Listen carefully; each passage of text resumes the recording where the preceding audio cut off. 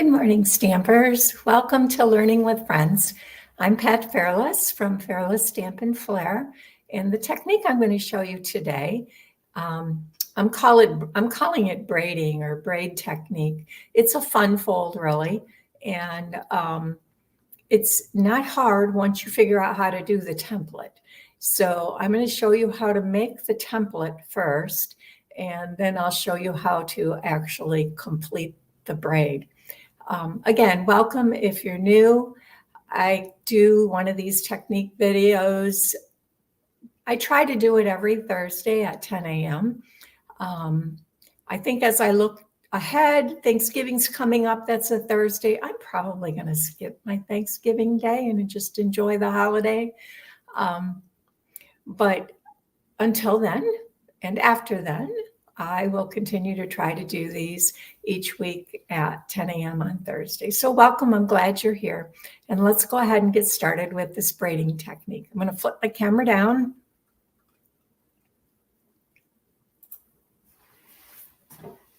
And this is the card that I'm going to show you how to make this fun braid here on the fold. And when you open it, it looks like this on the inside. I have a couple other cards that I will show you. This is the one I'm going to show you how to make. It's probably the easiest because it's a single layer. I have another one where I put designer series paper, and I'll show you that card. But the first thing I want to show you is how to make the template so you know how to cut these angles. So the easiest way I found to do that was I started with my Stampin' Up! Grid paper. And I tried and tried and tried to come up with an English version or an imperial version of the measurements using inches. And it was getting extremely complicated to try to break 5.5 inches into equal segments of 6s and 7s. So I finally gave up and I decided to try it with metric. So we're going to use the metric side because the metric side makes it very, very easy. And I know you're all, at least if you're here from the US and you're used to inches, you're cringing as I say metric is easy. But in this case, I promise metric is a lot easier because as long as you can count 1, 2, 3, 4, 5, up to 14, you're good to go. So the first thing I'm going to do is I'm just going to cut this into sections. We need, like I said, 1 through 14. These are centimeters, and 14 centimeters in actuality, if I take my English thing, it is 5.5 inches. So 14 centimeters is exactly 5.5 inches. Or if I did the conversion, it may not be exact, but it's close enough for card making. So in my engineering world, we use metric all the time. So it's actually, I'm very familiar with it. I'm very comfortable with it. Once you learn it, it's actually easier, I will be honest. Because like I said, everything is in tens really, and it just makes it simple. So all right, we only need 1/4 of our grid paper. So I've cut it into quarters, and we don't even need the whole quarter for our template. We are going to end up with a template that looks like this, and I'm calling it my braid template. I will put a copy of this with a link below the video so you can download the template, and you won't even have to create it. But if you're anything like me, and I do like math, engineers have to like math, right? I wanted to know how to make the template because otherwise if you lose a template or you can't find a copy, it makes it really difficult to figure this out each time. And so to make our template, we're going to go down 1 centimeter. And all you got to do is look for the 1. And then we're going to come down to 3 centimeters or down 2 centimeters. And we're going to look where an angle from 1 to 3 intersects. All right, and we're just going to draw a line. So I'm going to come over and I'm going to draw a line from 1 to 3. Okay, now the next line we want is a little bit shorter, and we're going to start at 2. Now you could do all of these first. Maybe that's easier to understand. So if I take 3 plus 2 centimeters, it's 5. And I'm going to come down and make a line to this intersection. And then we go 2 more. 5 plus 2 is 7. So we come down to 7. 7 plus 2 is 9. So we come down to the corner of 9. And I continue on down with this, adding 2 centimeters each time. So now I'm at 9. I'm going to go down to 11. 9 plus 2 is 11. And then 11 plus 2 is 13. And that's where I'm going to end it. Okay?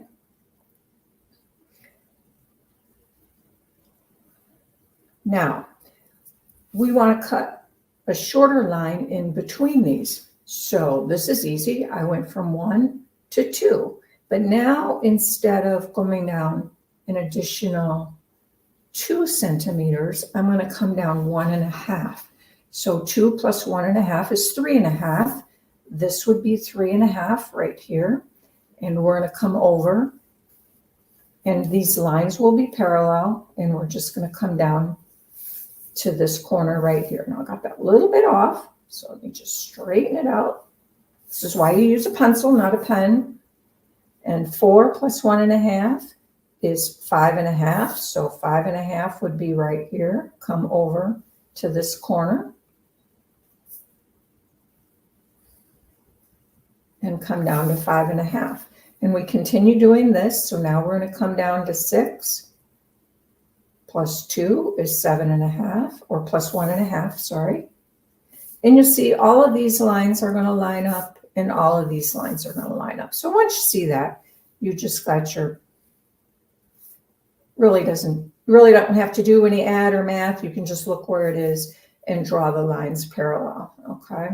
So at 12, we come down to 13.5. And that is our template. And I don't even think we need this final one, because we want to end at 14. Like I said, 14 is the size of our American Standard A2 card, I think it is, which is 5.5 by 4.25. So that makes this is the length of our card. And we want to end up with equal space from this line, the end of this line to here, and this line to here, to try to have equal spacing as we center this on our card. So I'm going to, what I would now do for ease of seeing things, we're going to make a line along here on the edge, because this is where, and I make it red because then I can see it easily. And this is actually where we would cut our template. So let me just do that. I am going to cut this off at 14 by this 14. I marked that, scribbled that line on there. So I'm just going to cut this off here. And then we're going to cut along this red line. Now you don't have to cut this. To me, it just makes it easier, because that's the line that we're going to line up with our fold on our card. Now it's also helpful to have this be a little bit narrower than your piece. So we'll just cut that off. All right. So now here is our template, and we're going to come in and we're going to take our cardstock, and here's our standard 8.5 by 5.5, scored at 4.25, and we fold it there and give it a good burnish, because we want this to be nice and flat. Okay. Now, like I said, we kind of want this last line and this first line here to be centered, equally spaced. So let me just double check something. I'm going to bring my card in. I just want to make sure.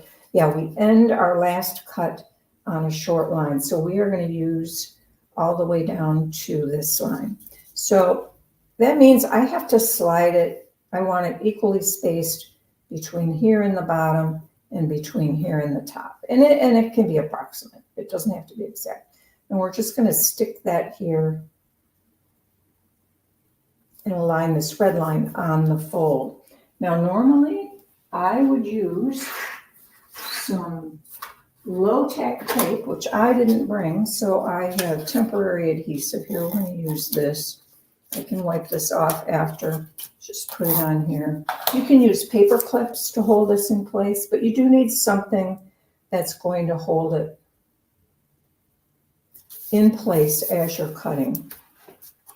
So now all we're going to do is we're going to take a nice sharp paper snips and we're going to cut along these lines. So we snip in. If I bring this a little closer, can you see that better?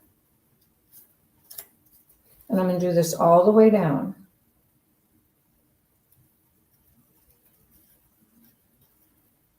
Short one. Long one. Now, if those measurements were confusing and you're like, oh, I make this template, like I said, I will make this template available for you.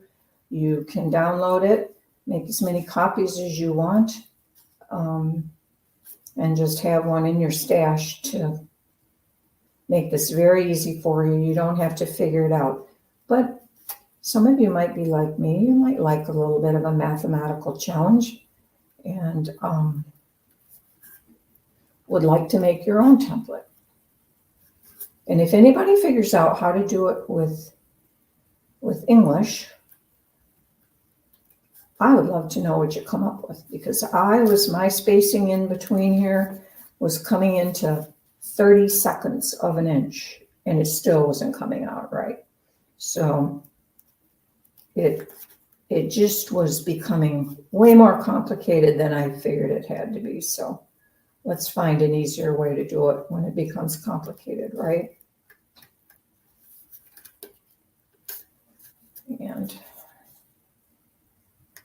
two more little cuts here. Now you can use this template multiple times. Eventually you'll have to redo it.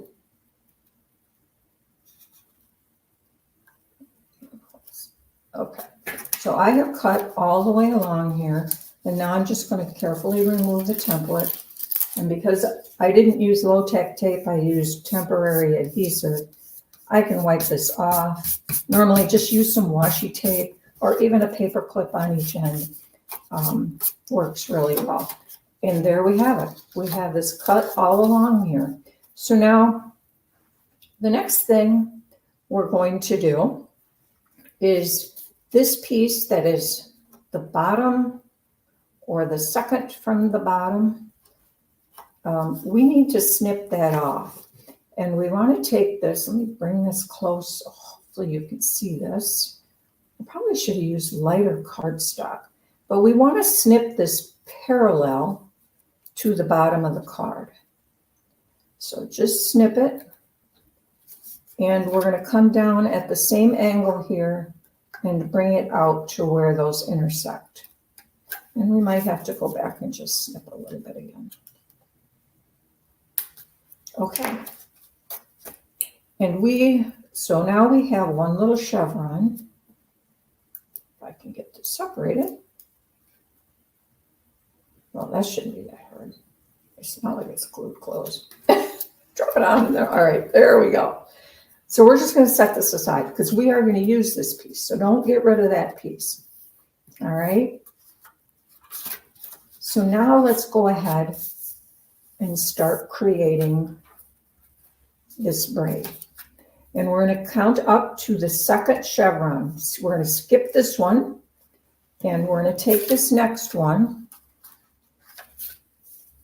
and we're just going to fold it over. And you kind of want to line up as you're folding. You'll see your score line on your card. Line it up with the score line down here. That way you know you're getting it square. And just kind of push it down and then lift up the tab and stick it under there. Now we're going to skip the next one and we'll go up to this one. And we're going to repeat this process all the way down and just push it down. I did not bother using my my bone folder on these because it really wasn't necessary. I kind of liked the texture. The main thing is to watch as you're folding that your score line on the piece that you're folding, which is right here, lines up when you fold it under the bottom one. And it does seem to work easiest for me if I've got this laying flat on my table. And then we're going to take the last one at the top and do the same thing. Now you could if you wanted, you could glue, add a little drop of liquid glue in there and hold those down. I did not find that it was necessary to do that. But this last piece here that we are going to use, we are going to glue, and we're going to tuck this under this fold, and they are then going to line up these edges on this little chevron piece with the top of our card. So it will lay there like that. And I'm just going to glue each little corner here. So I will add a little small drop of glue. Don't want too much. I am not a big liquid glue person because I am too messy for liquid glue. I have it everywhere I don't want it. But okay, so now we are just going to take this, tuck that under there, line it up in the center, bring it down till our edges are aligned. And I will agree with those who love liquid glue that the nice thing about it is you can move it around a little bit. You have a little bit of time. And now our braid is done. And all we need to do is close this. What I like to do is close it and then just kind of squeeze each one of these to just flatten them out. And there is our braided fun fold hinge. Isn't that cool? I've seen these for a long, long time. Never have tried it. So I finally played with it this past week. And like I said, it took me quite a while to figure out I could not make an English template, but the metric one was super easy. And again, it doesn't really matter because you just want to get these things equally spaced. And doing that in inches was very difficult to do. So that is the fold. And I've already showed you the card that we made with this. Maybe you're wondering why I have this little piece of paper here. I'm not stamping or anything today. This is so I can keep this in my middle of my frame. So you're not seeing like this or like this because I don't know where the picture is. So if I know if I'm centered over here, I should be in view of the camera. That's my trick and my secret to trying to stay in the middle. And sometimes I still don't succeed. But this card was made with the Regal Reindeer stamp set. This has been around for a while. I purchased it just recently because I found I did not have any Christmas trees or pine tree stamps in my current stash. So this is very vanilla, and I've got a couple torn strips here. This was embossed with the Snowy Sky embossing folder. And the trees were stamped on a piece of designer series paper that looks like this. This is from the Meandering Meadows designer series paper, which went live on November 7th. So hopefully it's still available. I did not look, but I suspect this stuff is going to go really quickly. It's very pretty. It's an online exclusive. So I stamped the trees on that, made my little girl, colored her with some Stampin' Blends. And there is one more Christmas card. On the inside, I just added another strip of the DSP. The stamp set, or this stamp, is the same, from the same stamp set, the Regal Reindeer. Both of these are. And this is made with the double oval punch. So that is the card we just made. Now the next card I want to show you is made with the Meandering Meadows suite of products, which became available online November 7th, so on Tuesday. And this is a gorgeous stamp set, but the paper is to die for. It is beautiful, and here you can see one of the pretty scenes. Now with this one, what I did was I took my card front before I made the hinge, and I glued my designer series paper directly to the card front, and making sure that I had this area over here well glued so that when I cut it, each of these little pieces would stay glued. And then I just cut through the multiple layers. This is on shaded spruce. And when I wanted to, this is a die, this arch you can see on here is one of the dies in the bundle that comes in that suite. And I wanted to cut that out. And because I'd already glued this, when I cut it out, I now had a hole in my card front, and I just wanted something kind of solid behind it. So the back side of this paper is a variegated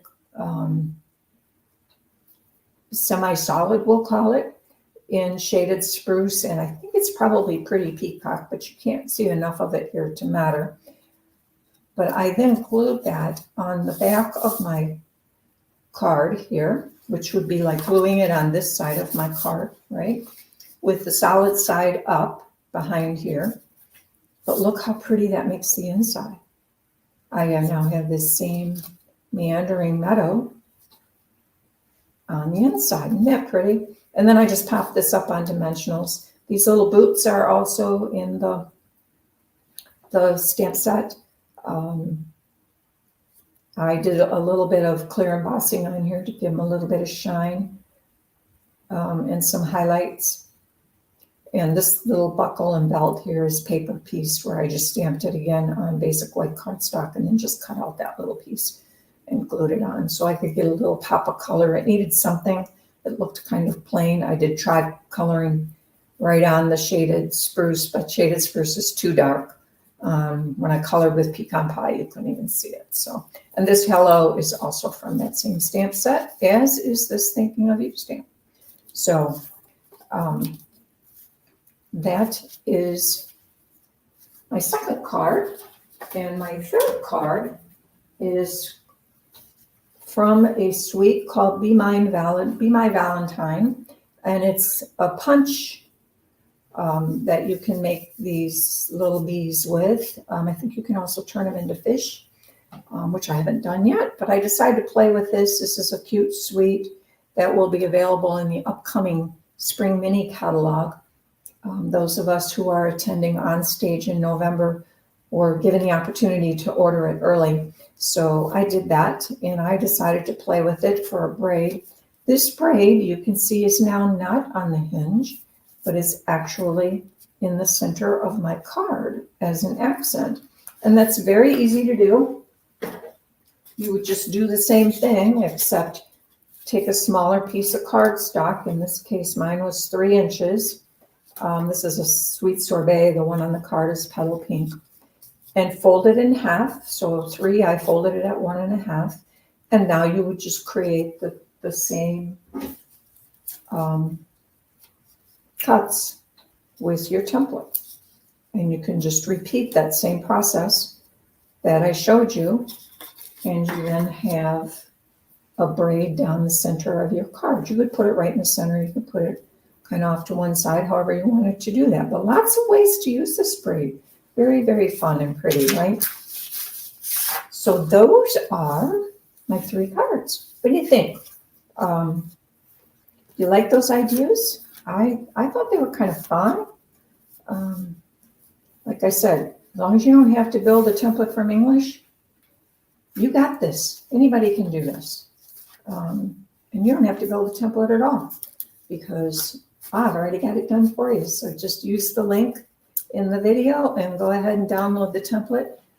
This particular card here, this week on my blog, I am featuring, all week, I am using the Meandering Meadow suite of products, and the bundle that's with this is called Garden Meadow, I think. We have a lot of meadow things right now. The designers must be into meadows. So this card will be on my blog on Friday, tomorrow, and there will also be a free tutorial for that for you to download if you would like that. So let me flip my camera back and we'll wrap this up. Easy peasy, right? That wasn't too hard. And you don't even have to make the template because I made it for you and you can just download it. But thanks for giving me the opportunity to share it with you and show you how, at least show you how to make the template should you want to make your own and understand how it's made. So thank you for watching. I'm so glad you're here. And if you would give me a thumbs up if you thought you learned something today, that would be great. Share the video with friends, and we will all have some fun learning together, right? Have a great weekend, and we will see you next week. I will still be back. It's not Thanksgiving yet. So have a great one. Take care.